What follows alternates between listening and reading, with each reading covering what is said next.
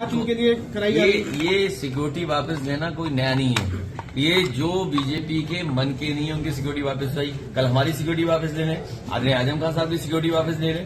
अरे आप पड़ोसी हो, आजम साहब का देखा नहीं कितने छोटे मुकदमे लगे।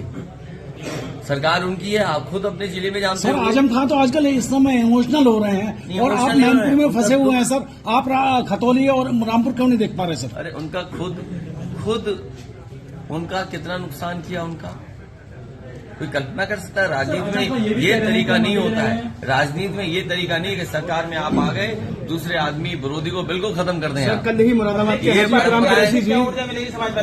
ये परंपराएं पहले दक्षिण भारत में थी, लेकिन दक्षिण भारत में भी खत्म हो गई। और जोड़ने से ताकत बनती है। समाजवादी पार्टी की लगातार कोशिश रही है कि लोगों को जोड़ें और जोड़ने से ही ताकत बनी है। जहां तक मैनपुरी है, मैनपुरी अच्छे वोटों से, ऐतिहासिक वोटों से जीतने जा रहे हैं।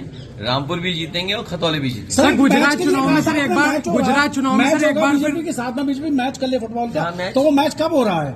एक फुटबॉल मैच के लिए आपने कहा था बीजेपी मैच कर। तुमने देखा नहीं हमारे मुख्यमंत्री कितनी अच्छी क्रिकेट खेलते हैं। तुम तो कुछ भी खेलना नहीं जानते हो कि लगता है। सर गुजरात चुनाव में सर एक बार फिर गोधरा कांड का जो है सीएम योगी ने जिक्र किया है। ध्यान हटाना जरूरी।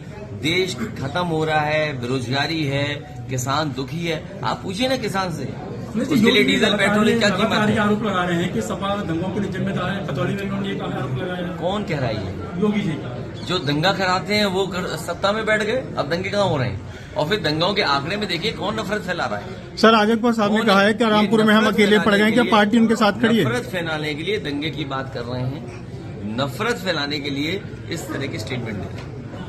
सर आजम का साहब कह रहे हैं कि हम अकेले पड़ गए हैं, क्या पार्टी उनके साथ? किसने कह दिया तुम्हें अकेले पड़ गए? पूरी पार्टी उनके साथ है। कह रहे हैं वो इमोशनल हो रहे हैं सर।